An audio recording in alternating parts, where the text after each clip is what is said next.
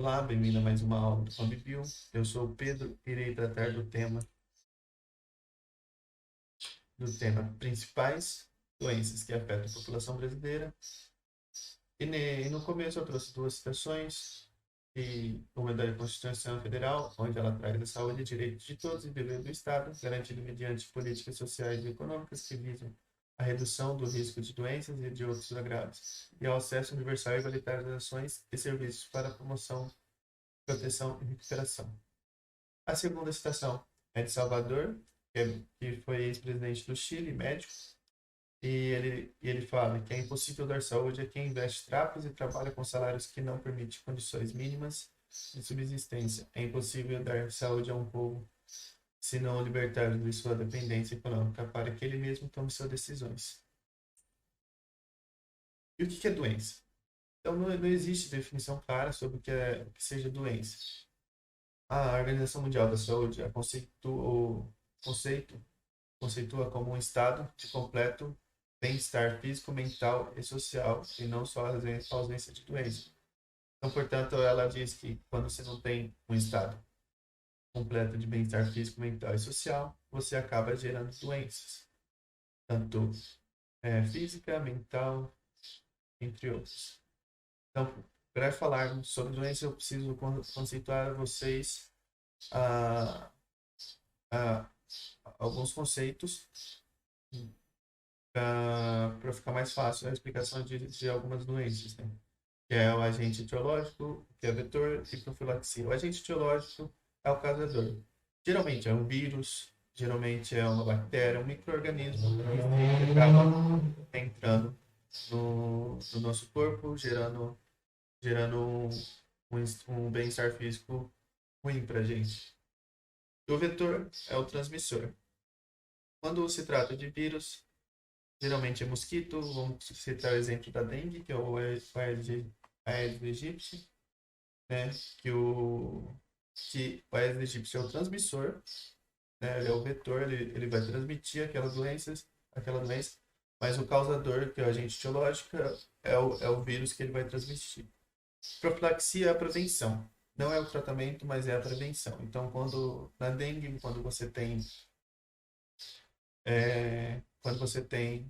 você quer ter a profilaxia, você tem que erradicar o mosquito, porque aí ele não vai transmitir a doença.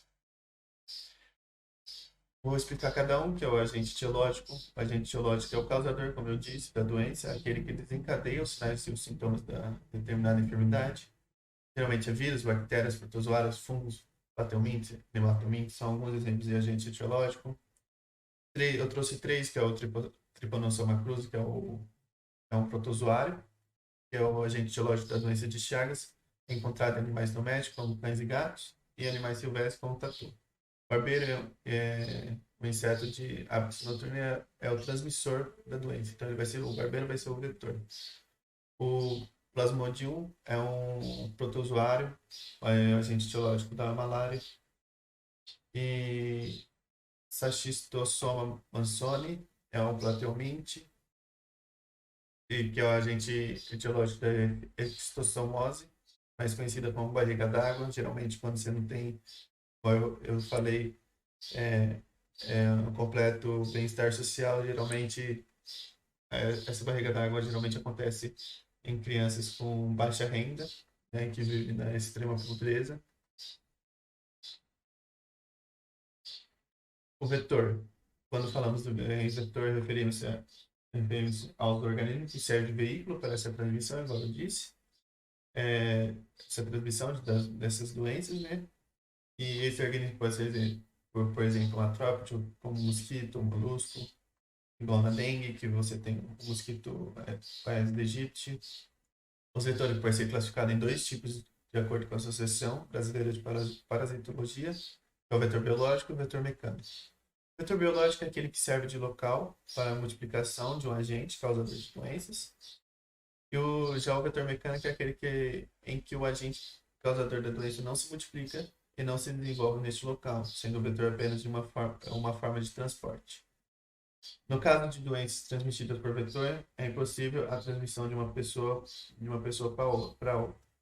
No caso da dengue, por exemplo, o vírus não é transmitido pelo contato com o doente, sendo necessário a picada de um mosquito Aedes aegypti infectado para a transmissão ocorra. Nesse caso, o mosquito é o vetor. Além da dengue, a malária, doenças de Chagas, febre amarela zika, chikungunya, são exemplos de doenças que são transmitidas por vetores.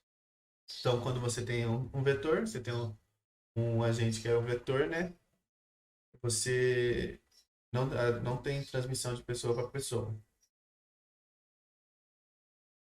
Então, profilaxia é um termo utilizado para denominar as medidas tomadas para prevenir ou atenuar doenças.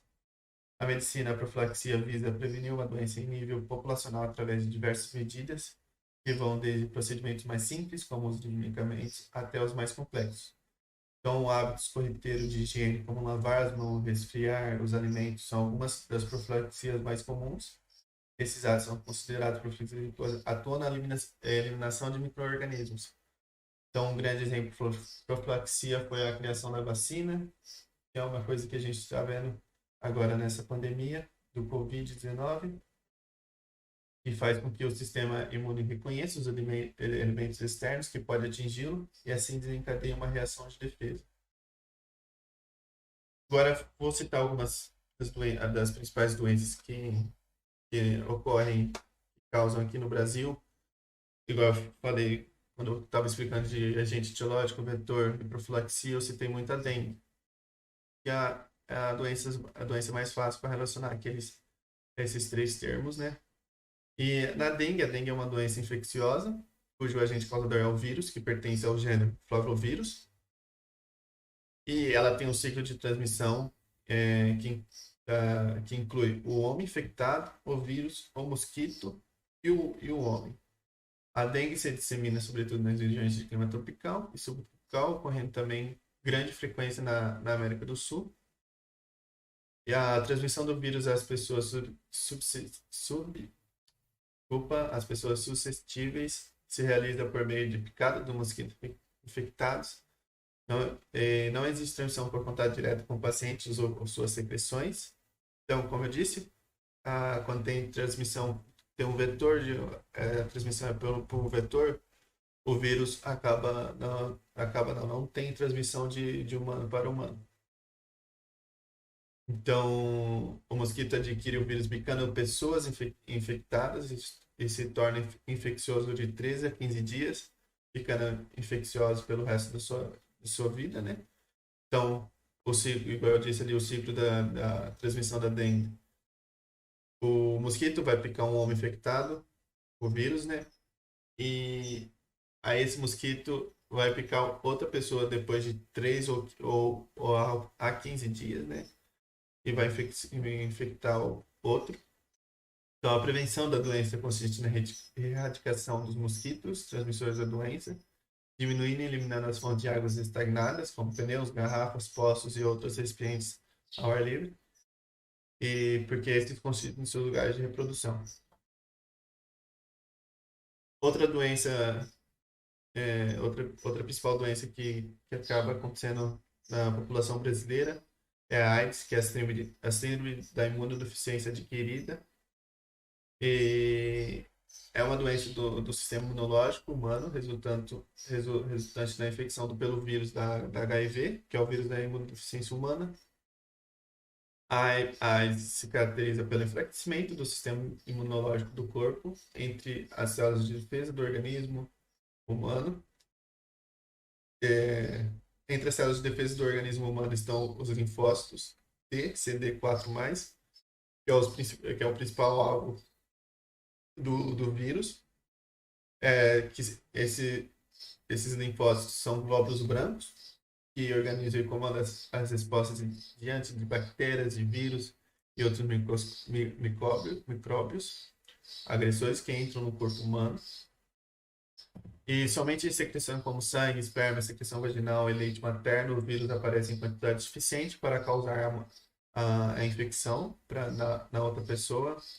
Para haver a transmissão, o líquido contaminado de uma pessoa tem que penetrar no organismo de outra, isto é, isso se dá através de relação sexual, ao se compartilhar seringa em acidente com agulhas e objetos cortantes infectados, na transfusão de sangue contaminado, na transmissão vertical da mãe infectada para o feto durante a gestação ou o trabalho de parto e durante a amamentação. E então, para evitar a transmissão da AIDS, recomenda-se o uso de preservativo durante as relações sexuais e a utilização de seringa e agulhas descartáveis e o uso de luz para manipular feridas e líquidos corporais. Outra doença que acaba acarretando na população brasileira é a asma. A asma é uma doença muito comum em crianças.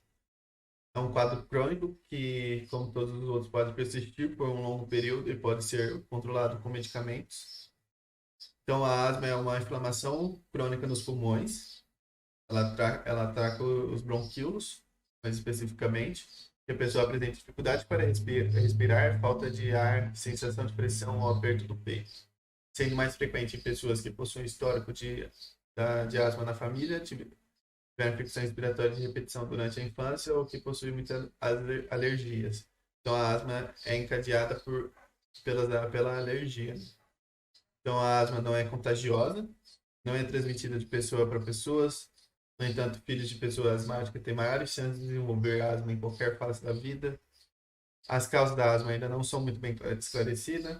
No entanto, é mais comum que acontecer em pessoas que possuem histórico na família de asma. Além disso, alguns fatores podem aumentar a chance de haver uma crise de asma, como, por exemplo, exposição de ambientes com muita poeira, alergia respiratória, principalmente a acro, pólen e pelo de animais, e mudanças climáticas. E a gente tem a diabetes. A diabetes é uma doença causada pela produção de insuficiência ou má absorção de insulina, hormônio, que é o hormônio que regula a glicose no sangue e garante energia para o organismo. A insulina é um hormônio que tem a função de quebrar as moléculas de glicose, transformando em energia para a manutenção das células do organismo. E atualmente no Brasil tem mais de 13 milhões de pessoas vivendo com diabetes, o que representa 6,9% da população nacional. A maior forma de prevenir é praticando atividades físicas, mantendo uma alimentação saudável e evitando o consumo de álcool, tabaco e outras drogas. A causa do tipo de diabetes ainda é desconhecida e a melhor forma de prevenir é práticas de vida saudáveis. Então,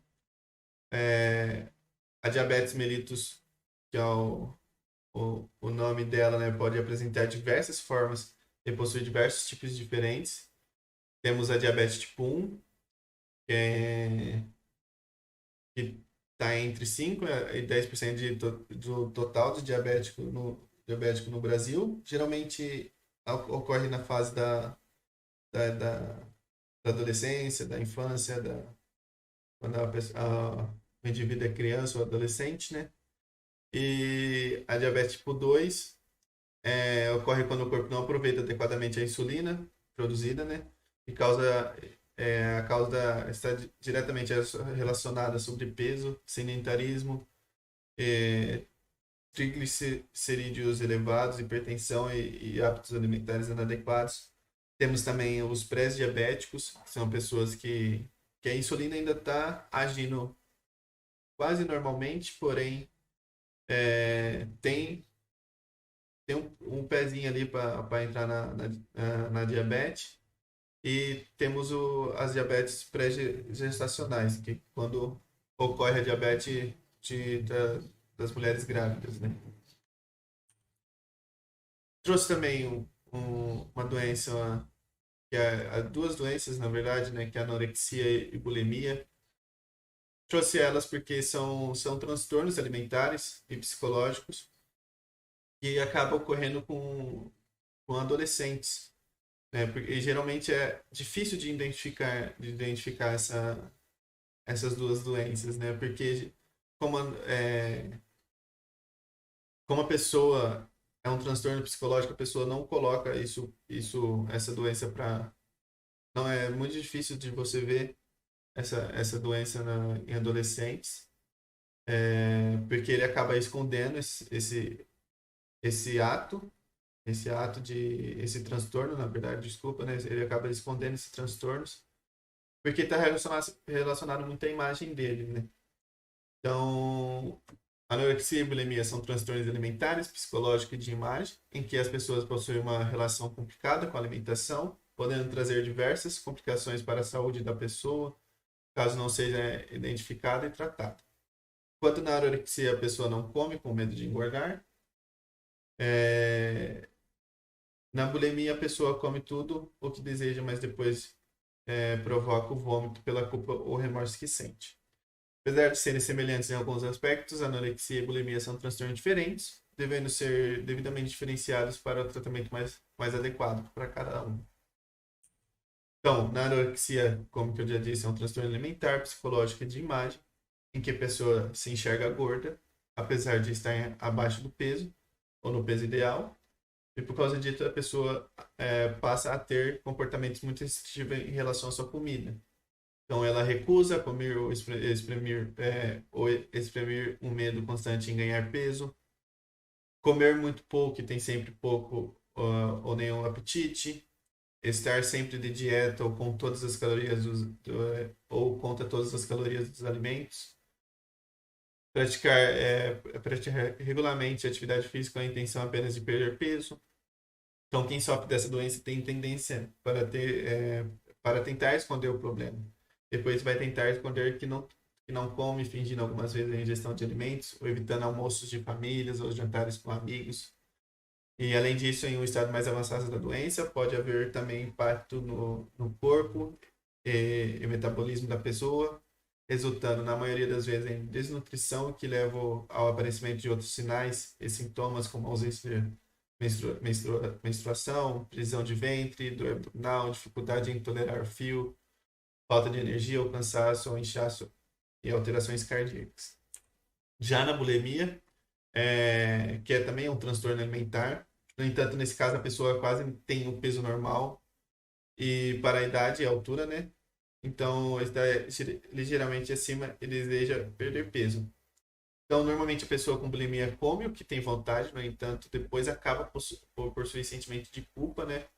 E por isso a prática de atividade física de forma intensa, vômito logo após as refeições, ou faz o uso de laxantes para evitar o ganho de peso. As principais características da bulimia são desejo de perder peso, vontade exagerada de comer alguns alimentos, práticas exageradas de exercício com a intenção de emagrecer, ingestão exagerada de alimento, necessidade constante de sempre ao banheiro depois de comer, uso regular de remédios de laxantes e diuréticos e perda de peso apesar de aparentar comer muito. Sentimentos de angústia, culpa, arrependimento, medo e vergonha depois de comer em excesso. Então, essas duas doenças, a anorexia e bulimia, está muito ligada ao psicológico da pessoa. Então, a maioria da prevenção é fazer tratamentos psicológicos com psicólogos, mas tem que ser adequados, sabendo que para um tratamento para anorexia é um e tratamento para bulimia é outro, porque para anorexia a pessoa se acha gorda, ela tem um problema de imagem também. Então ela se vê no espelho uma pessoa gorda, mas na real ela está no peso normal ou abaixo do peso. E na bulimia a pessoa come, come, come e acaba regurgitando tudo, né? Então são doenças diferentes, são transtornos alimentares diferentes, com tratamentos diferentes, com prevenções diferentes. E agora temos o câncer, que o câncer não é uma única doença, mas um grupo de mais de 200 doenças distintas, no quais ocorre um crescimento anormal das células, até que essas formem em massas de tecidos chamados tumores. Então, o câncer são mutações que ocorrem no nosso sistema, no nosso corpo, que aquela mutação no futuro que ela acaba ocorrendo, que aquela célula que houve a mutação não ocorre a apoptose. O que seria a apoptose? Seria a morte programada da célula. Então, aquela célula que ocorreu a mutação de não ter ela não vai ter a morte programada dela mesma, então ela vai fazer a sua função, mas no final de fazer sua função ela não vai morrer, não vai se morrer para virar energia para o corpo, e nisso ela vai se procriando, reprocriando, fazendo mitose, meiose, e vai se dividindo em uma célula vai virar duas, de duas vai virar quatro, e assim sucessivamente. E naquela região ali ela vai acarretar em formar tumor, porque é um acúmulo gigantesco de células. Então, o câncer é isso, essa é a doença do câncer. Então, o câncer pode ser causado por causas externas ao corpo, por causas internas. Os fatores externos que podem causar câncer incluem situações nos quais as pessoas estão expostas a determinados agentes cancerígenos, como tabagismo, produtos químicos, gases e radiação solar. Então, esses fatores externos, esses determinados agentes expostos para a pessoa, como o tabagismo, eles aceleram essa mutação que ocorre no nosso sistema, fazendo com que essa célula vire tumor, esse tumor futuramente é tratado como câncer. Então, e tem fatores internos que podem causar câncer, como a obesidade, a infecção causada por vírus, como hepatite B, e uma história familiar no qual o câncer figura. Então, o câncer também é um pouco hereditário. Então, obrigado pela atenção, pela paciência. Eu sou o Pedro Henrique Loyola Barbosa, graduando em licenciatura e bacharelado em Ciências Biológicas pela Universidade Estadual Paulista Júlio de Mesquita Filho, a Unesp, no campus de Ilha Solteira.